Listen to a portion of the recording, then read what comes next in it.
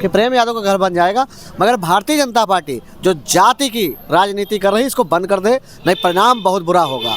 एक यादव समुदाय होने के चलते उनको टार्चर किया जा रहा है, उनका घर गिराया जा रहा है। प्रेमचंद यादव जी की हत्या हुई है और दूसरी तरफ उनका घर गिराने के जो आदेश आया है, सरकार का तानाशाही रवैये का जो है प्रतीक बन रहा है। ये बताइए, प्रेमचंद यादव का घर जिलाधिकारी कोर्ट में अवैध घोषित हो गया है, बुलडोजर चलने की संभावनाएं, क्या कुछ कहेंगे? देखिए, सरकार की जो मंशा है वो पहले से ही पता था कि जातवादी करना है, ठीक है। वो ज़्यादा माननीय श्री अखिलेश यादव जी पहुंच गए थे।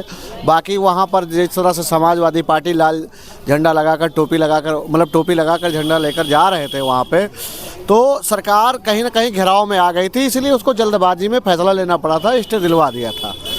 तो अभी सरकार ये पहले तो साबित करे कि अवैध कितना है, और एक परिवार को जिस तरह से बांध के रखे हुए हैं, उनके बच्चे पढ़ने नहीं जा रहे हैं, तो सरकार कहीं ना कहीं फिर से 2024 का मोहरा लेकर कोई ना कोई बवाल करेगा, और जब वहाँ पे कुछ हंगामा होगा उसके बाद वो फिर से थोड़े दिन के लिए शांत करेगा। जैसे अभी ये नहीं चालक ड्राइवर है, इनसे बोल दिया गया है कि अभी कानून नहीं लगेगा, मतलब कानून के नहीं लगेगा मतलब होता है भारतीय जनता पार्टी पहले आपको डरवाती है, जब आप डर जाते हैं तो उसके बाद आपके पीठे पे खंडा करेगी हम आपकी तरफ हैं, और जब वोट ले लेगी फिर से आपके ऊपर हमला करती है।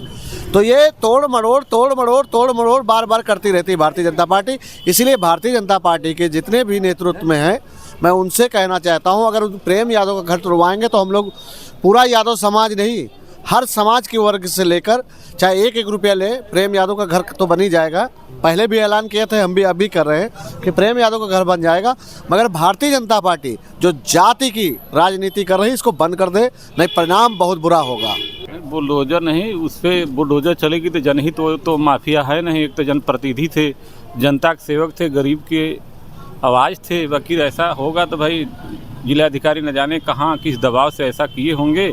हम न्यायालय पे जाएंगे, उच्च न्यायालय है, उसके न्यायालय से फैसला के आधार पर जब आएगा तो न्याय के न्याय होगा, दूध को दूध हो जाएगा, पानी का पानी।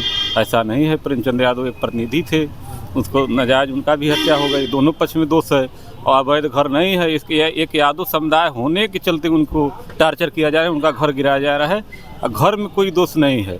वो तो मरे गए, वो तो चले गए, अब तो घर से कौन दुश्मन है, उसके बाल बच्चा कहाँ जाएंगे? 2 लड़के हैं, 2 लड़कियां हैं। ऐसा तो सरकार अन्याय कर रही है यादव समझकर, एक उत्पीड़न जातिवाद पर कर रही है। आज आप कह रहे हैं कि उनके घर पर बुलडोजर चलेगा, प्रेमचंद यादव के, अवैध है। मैं इस चैनल के माध्यम से सरकार से कहना चाहता हूं कि इस घटना के पहले उस अवैध भूमि पर उनके निर्माण को क्यों नहीं देखा गया? सरकार के कान में क्यों नहीं जू रेंग रहा था कि प्रेमचंद यादव की मकान अवैध भूमि पर बनी है, और आज ध्यान जा रहा है उस पर। तो अगर बना होगा तो सरकार जानेगी, कानून जानेगा, जो होना होगा होगा। लेकिन मैं यही कहूँगा कि इस मुद्दे को राजनीतिक रूप नहीं देना चाहिए, कानून इसका जो है निर्णय करेगा। भारतीय जनता पार्टी की सरकार लगातार विपक्ष के नेताओं पर दमन और जुल्म करने का काम कर रही है। भारतीय जनता पार्टी की सरकार ये चाहती है कि दमन करके, जुल्म करके, अन्याय करके जनता की आवाज़ दबा दी जाए।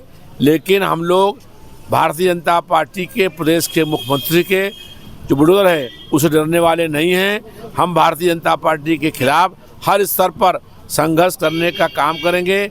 न इनकी लाठी से, न इनकी गोली से, न इनके बुलडोजर से, और न इनकी जो मुकदमों से हम डरते हैं। हम लोग जनता की समस्याओं को लेकर के लगातार संघर्ष करने का काम करते रहेंगे। जी बहुत शुक्रिया सर। प्रेमचंद यादव के घर अब बताया जा रहा है अवैध है, कोर्ट का आदेश आ गया कि अवैध है, बुलडोजर चलने की संभावनाएं हो रही है, क्या कुछ?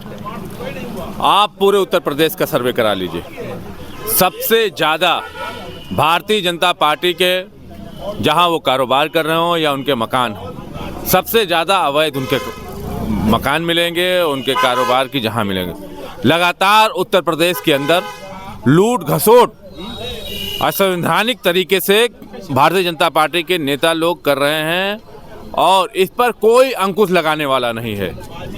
भारतीय जनता पार्टी तो ऐसा माहौल बनाना चाह रही है कि वो जिसको चाहेंगे वो वैध है, वो जिसको नहीं चाहेंगे वो अवैध है।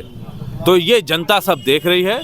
24 में इनको सबक सिखाने का काम तमाम जनता उत्तर प्रदेश सहित पूरे देश की करने जा रही है। ये सरासर जो है नाइंसाफ़ी है, क्योंकि एक तरह से प्रेमचंद यादव जी की हत्या हुई है और दूसरी तरफ उनका घर गिराने के जो आदेश आया है, ये एक तरह से तानाशाही का, सरकार का तानाशाही रवैये का जो है प्रतीक बन रहा है। क्योंकि जिसके घर में मौत हुई हो और उसका घर भी गिरा दिया जाए तो उसके बच्चे कहाँ जाएंगे। और इसलिए जो है हम माननीय कोर्ट से पुनः जो है इस याचिका पे पुनः जो है विचार करने का अनुरोध करेंगे। और प्रेमचंद यादव जी के साथ में जो जनमानस है जिसके लिए उन्होंने लड़ाई लड़ा था, वो लोग भी उनके साथ आए, जिस गर्मजोशी के साथ जो है शुरुआत में लगे थे। आशा की जाएगी उसी तरह जो है आगे भी प्रयास करेंगे। धन्यवाद। प्रेमचंद यादव के घर को अब अवैध बता दिया गया है। जिला अधिकारी कोर्ट से इसका आदेश आ गया है कि प्रेमचंद यादव का घर अवैध है। वो खेत खलियान की ज़मीन थी, वो वन विभाग की ज़मीन थी, स्कूल की ज़मीन थी, जिस पर अवैध कब्जा था प्रेमचंद यादव का, और अब वो गिरा दिया जाएगा। इससे पहले भी तहसीलदार कोर्ट ने भी ये बात कही थी, तहसीलदार का आदेश भी आया था।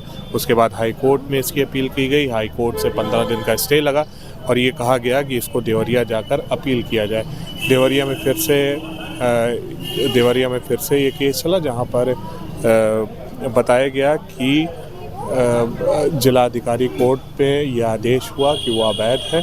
अब उस पर क्या कुछ कार्रवाई होनी है, आगे उस पर बुलडोज़र चलना है कि नहीं, बुलडोज़र चलने की संभावनाएं हैं। तो ये रिपोर्ट थी भारत एक सोच के लिए। इस समय समाजवादी कार्यालय पे मौजूद हूँ। इस पर लगातार मैं समाजवादियों की राय ले रहा हूँ। अमन श्रीवास्तव, लखनऊ।